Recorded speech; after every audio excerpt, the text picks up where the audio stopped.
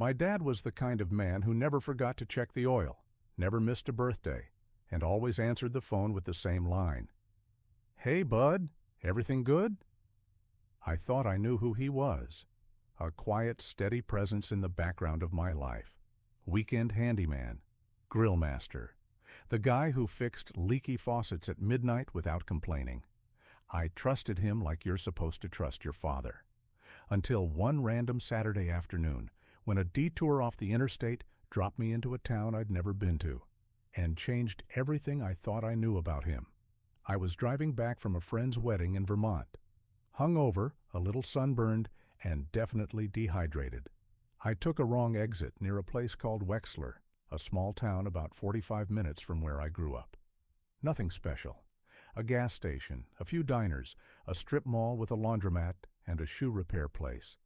The kind of place you pass through without ever remembering it. But as I sat at a red light on Main Street, waiting to turn around, I saw a man step out of a café. Khakis, navy polo, ball cap. He looked exactly like my dad. Same height, same posture, same weird way he rubbed his neck when talking to someone. I stared long enough for the guy behind me to honk. Then the man turned slightly, and I saw his face. It was my dad, talking to a woman I'd never seen before, and holding the hand of a kid who looked maybe 8. A little girl. The light turned green. I didn't move. My hands were sweating.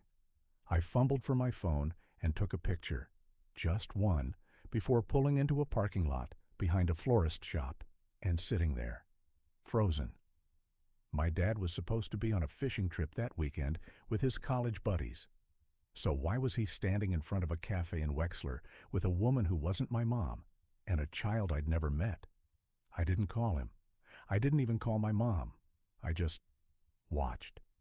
He hugged the girl, kissed her on the head, put his hand on the woman's lower back. They walked together toward a dark blue Subaru I'd never seen at our house. I waited until they drove away before I left town, stomach twisting the entire ride home. At first, I convinced myself there had to be some explanation. Maybe it was an old friend, a relative I didn't know. Maybe the girl was a neighbor. Maybe. But the photo said otherwise. I stared at it for hours that night. Zoomed in, checked the timestamp, checked the GPS data. There was no mistake. The next morning, I drove to my parents' house for Sunday lunch, like always. My dad was in the backyard cleaning the grill. Same smile, same casual wave. "Hey, bud, everything good?" I almost asked right then. But I didn't. I just said, "Yeah, all good," and sat across from him like my entire world hadn't shifted 24 hours earlier. My mom brought out sandwiches. My dad talked about baseball.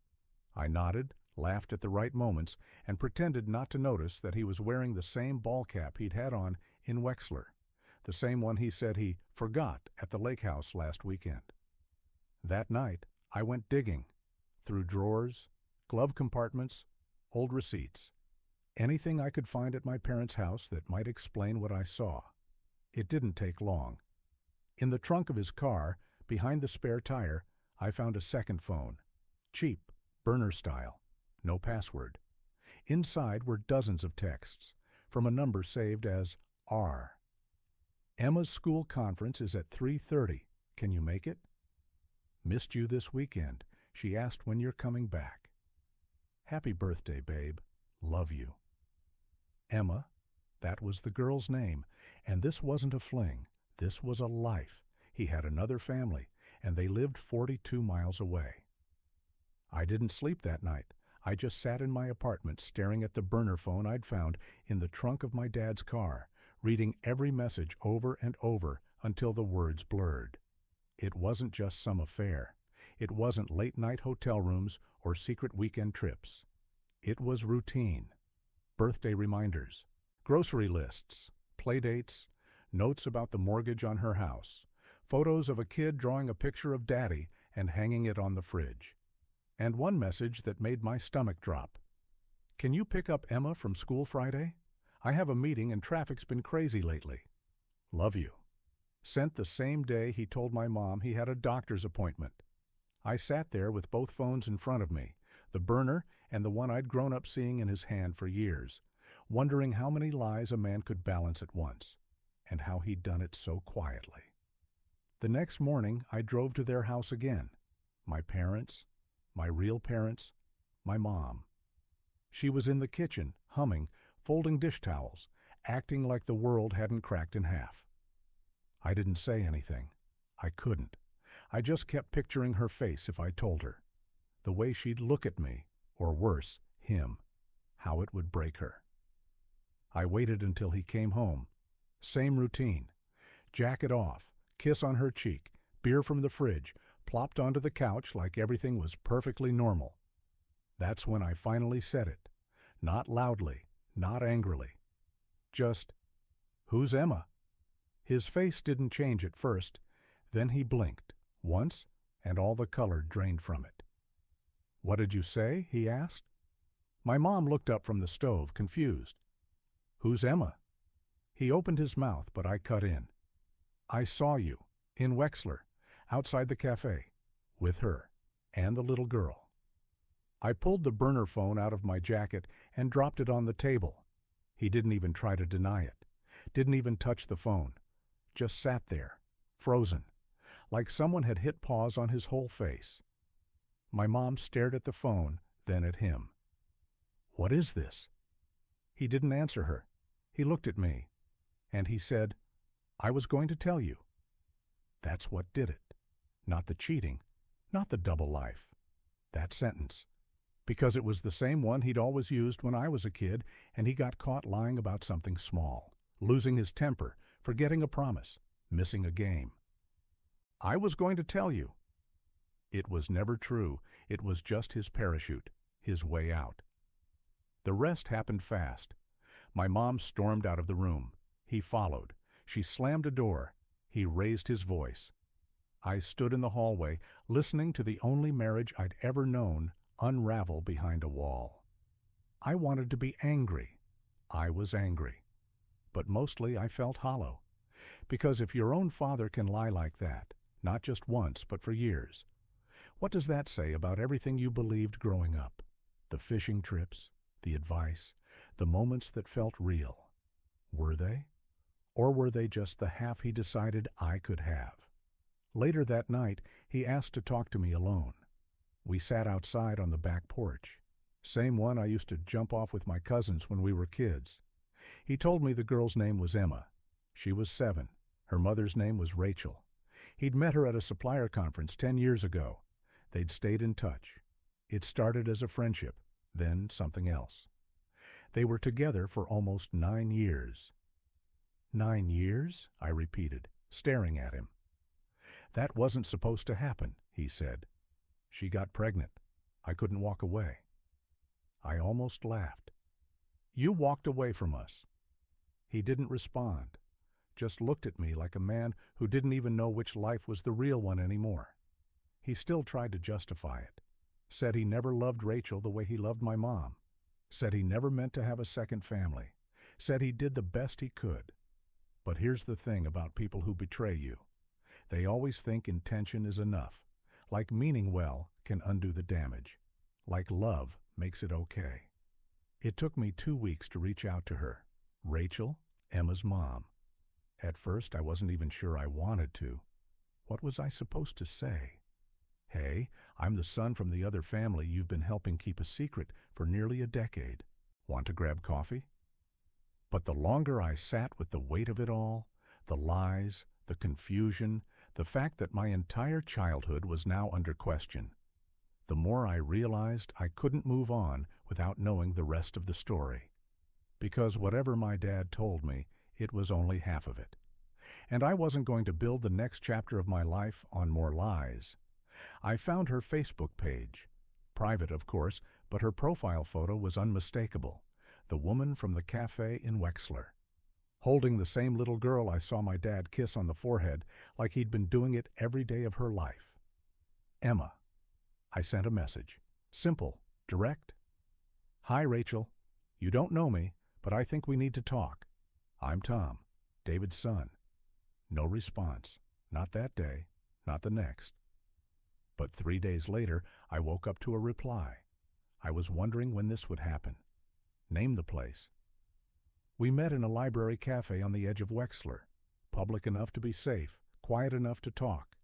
She walked in wearing jeans, a tan sweater, no makeup, and the kind of face that looked like it hadn't truly rested in years. She saw me, paused, then walked over. "You look just like him," she said. "I get that a lot," I muttered. We sat, no small talk, no polite fake smiles. I asked her point blank, "Did you know about us?" She didn't flinch. "I knew he had a son and a wife." Her voice was calm, too calm. "So you knew," I said. "You knew, and you were okay with that?" She looked at me for a long moment, then said, "No, I wasn't okay with it, but I believed him." She told me they met in Chicago at a regional suppliers conference. She was in logistics. He was there on behalf of the manufacturing side. One drink turned into dinner. One dinner turned into a weekend. He told me he was in a complicated marriage, she said, that they were still together for the sake of his son, that they slept in separate rooms. She paused. I didn't know the truth until after Emma was born. By then, I was in too deep, and she was real. She was here. I asked her why she stayed. She looked down at her hands. I believed him when he said he was trying to leave.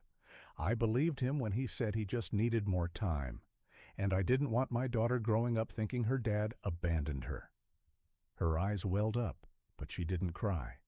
She had already done her crying. I wanted to hate her. I did hate her, at least for a while.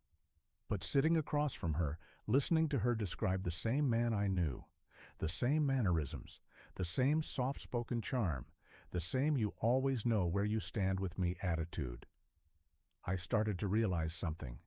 She didn't steal him. He gave himself away, in pieces, to both of us. And we both believed we were the only ones holding the whole thing. "He's a great dad to Emma," she said quietly. I nodded. "He was a great dad to me, too." She looked up. "Maybe that's the problem. He knows how to show up just enough to make you think he's never gone." When I got up to leave, she stopped me. "She doesn't know about you, about any of it." I nodded. "I figured. I don't know if I'll ever tell her." I didn't push. That wasn't my call. But as I stepped out into the parking lot, I kept thinking about that little girl, Emma, drawing pictures of Daddy and taping them to the fridge, not knowing that just 40 minutes away, another version of her dad existed. One that had already raised a child, one who taught me how to ride a bike, how to shave, how to tie a tie, and how to believe in someone who never really existed the way I thought he did. I avoided my mom for days after the meeting with Rachel, not because I didn't love her, not because I didn't want to protect her, but because I knew what I was about to do, what I had to do, was going to break her heart, and I didn't know if I was ready to be the one to do it. But secrets are like mold. The longer they sit in the dark, the more damage they do. So the following Sunday, I drove back to my parents' house, parked in the driveway I grew up pulling into, and sat in the car for a long time before walking in. She was at the kitchen table, reading a magazine, coffee in hand. No sign of him. Good. "Hey, honey," she said, not even looking up. "Want a sandwich?" "Not really?" She looked up then, sensing something in my voice. "Everything okay?" I sat down across from her. "No." And then I said it, softly but clearly. "Dad has another family." She blinked, like she didn't quite understand the words. "What?" I swallowed. "Another woman. A daughter. They live in Wexler. I met her." She stared at me for a long time. Then something I didn't expect happened. She closed her eyes, and when she opened them, she said, "I know." I just sat there, stunned. "You... what?" "I've known for about 3 years," she said, her voice steady. "I found an email he left open one night. I confronted him. He denied it, then admitted it." My mind was spinning. You knew, and you didn't tell me? She gave me a long, exhausted look. Not defensive, not angry, just tired. You were in college. You were happy. You didn't need this on your shoulders, too. But you stayed with him, I said. She looked away. I didn't stay for him. I stayed for me, for my sanity, for the version of my life that I could control, for the years I already gave up trying to keep this family whole. She took a sip of her coffee like it was nothing more than another Sunday morning. He doesn't love her, Tom. He's a coward. He's afraid of being alone. He thinks as long as he keeps both lives running, he never has to choose. But I chose a long time ago. I chose not to let him break me. And suddenly I saw her differently, not as someone naive, not as someone defeated, but as someone who already survived what I had just started unraveling. She didn't stay because she was weak. She stayed because she was strong enough to live with the truth while pretending for everyone else's sake. That's a kind of strength I never understood, until now. We sat in silence for a while. Then she looked up at me and said, "You don't have to forgive him. You don't even have to speak to him again. That's your decision now. But don't let what he did define you. That's how he wins twice." I moved out of my apartment a few weeks later, took some time off work, went west, just drove, mostly, no destination. Just me, some playlists, and the long stretch of road ahead. I thought a lot about Emma, about whether she'd ever find out, about whether I'd want to meet her again someday. Not as the secret half-brother, but as someone who understood the feeling of being lied to by someone you loved.